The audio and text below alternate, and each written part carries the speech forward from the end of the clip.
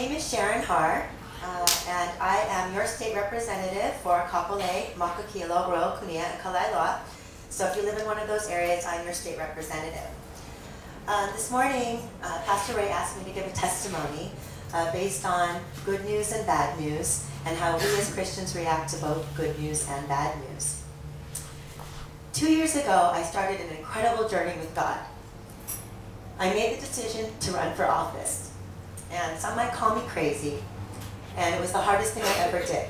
But I ran for office because I knew that God told me that I had a better calling in my life. Prior to that, I had been a lawyer, and I'm still a lawyer, but it was all about money. All I did was represent big clients and go into court, and I was winning, and I became very arrogant and boastful, and I just thought that I was the greatest thing, and all I could do was win money for my clients. So for the first 2-3 years at my law firm, I was the golden child. I mean, the good news kept coming. Every time I filed a motion, every time I went to court, I kept winning. So the good news was for my clients, the good news was for my law firm, and I was on partnership track, and everyone thought that this was going to be it for me. And then all of a sudden, I started losing. I couldn't understand it. I kept thinking, what's going on here? You know, I had the perfect facts, the law was on my side, I was prepared, I went into court. How could I lose? I just didn't get it. The message just wasn't there for me. So after a year of losing, my 4th year practicing law, I started winning, losing, going up and down, but again, there's just no sense of self-satisfaction or personal conviction. I realized it was all about money. So one day I was sitting in the Kapolei shopping center trying to get out of the shopping center. It took me 45 minutes on a Friday afternoon. And all of a sudden I decided, I had this great epiphany that maybe that I should be doing something else with my life. So I made this crazy decision to run for office. And shortly after I made the decision, I filed the paperwork. I found out that my father had stage 4 cancer, pancreatic cancer. And so I sat down with my dad, and I told him I wasn't going to do it because I felt that it was my time to spend with him. All the doctors told us he only had 3 to 6 months left to live. So the way I calculated it, he was going to die right before the election. So I thought, no, Dad, I shouldn't do this. I shouldn't run for office. I need to spend time with you. And he told me, I want you to do this for yourself and for this community because God has asked you to do this. So running for office was the hardest thing I've ever done in my entire life. Thank you, sorry. And I say this not to get sympathy, but running for office is one of the hardest things I've ever done, particularly 2 years ago.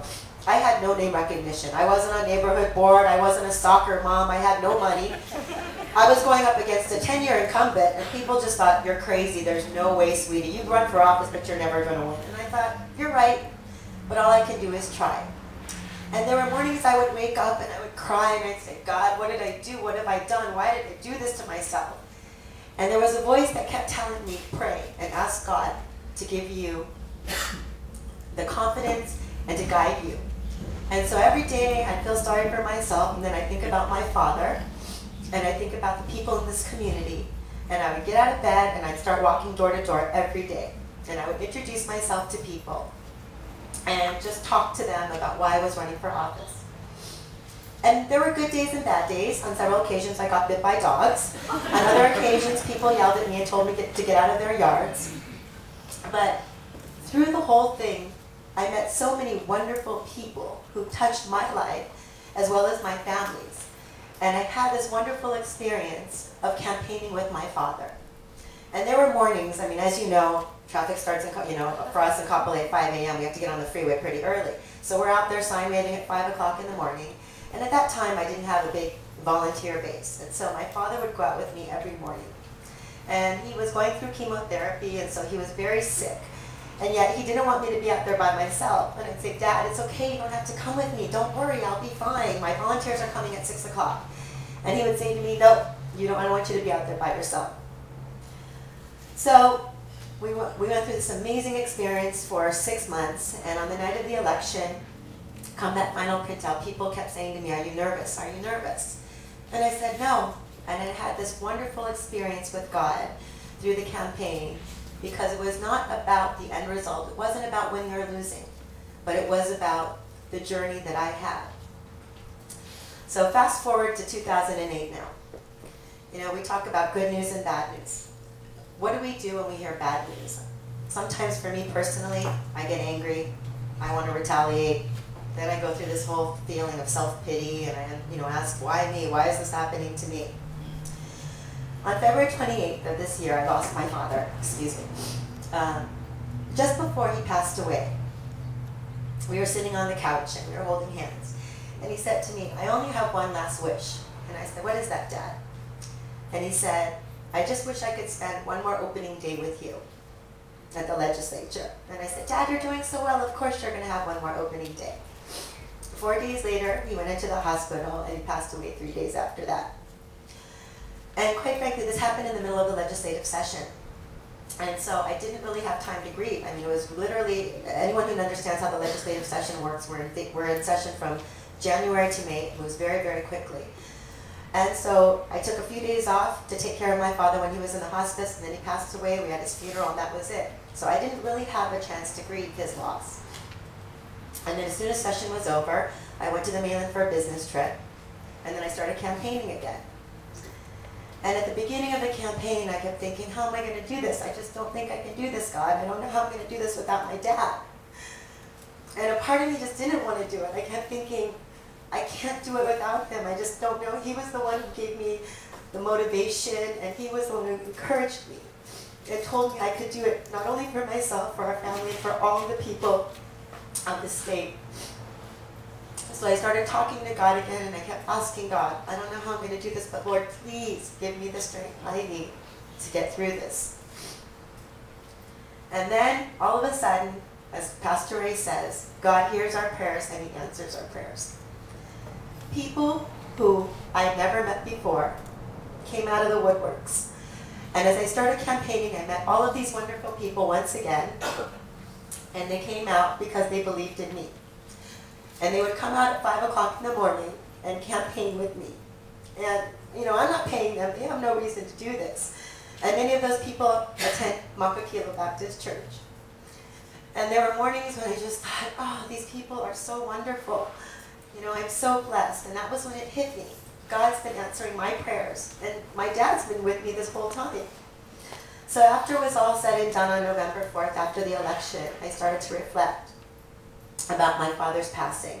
And I realized how grateful, how thankful, how humbled I was, and in absolute awe of God's love. For even in the face of dealing with bad news, God is there for us, and he gives us the strength and the love, and sometimes we don't understand it while we're going through it, and sometimes we have to wait till that bad experience is over. But he does answer our prayers. He hears us, and he does answer us. You know, it's almost the end of the year, and I think oftentimes people have a tendency to reflect upon the year. So I've been reflecting and thinking about my experience over 2008. Then 2 weeks ago to this day, I got some more bad news. My mentor in the House of Representatives, Representative Bob Nakasone, had passed away. Bob was like a second father to me. I used to talk to my dad about Bob, and I used to talk to Bob about my father. And Bob died of cancer 2 weeks ago. So I was at his funeral on Maui yesterday. And when I was talking to his wife, Auntie Ruth, she said to me, Bob was working so hard because he wanted to spend one more opening day. He was trying to get better. He was so proud that you got reelected. And he wanted to see you on opening day. And so yesterday as we sat at the funeral, I was reflecting again, and I thought, my initial reaction was to feel self-pity, you know, why did this happen? He went so quickly. And then all of a sudden I was brought back to the fact that I had 2 years with this amazing man. I thought about the incoming freshman class, the kids who just got elected in 2008, and they will never get the opportunity to know him. And yet, God blessed me to have this opportunity to meet this wonderful person, and even though I spent only 2 years with him in the House of Representatives, I still had this wonderful gift.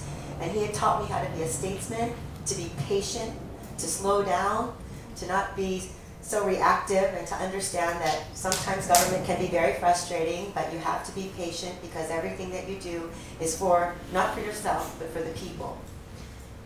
And so You know, throughout our lives, we're always going to be hit with good news and bad news. And it's like Pastor Ray said, you know, good news is wonderful. It's a time to rejoice. But the question is, when you get the bad news, how do you react? And as a Christian, I've learned that even through those bad times, you have the opportunity to reflect, to pray, and that God will hear your prayers and He will answer your prayers. And I feel so blessed to have this opportunity to speak in front of you. I hope that from my testimony, you will take that He is always there for us and He's always listening to us. Thank you. Merry Christmas.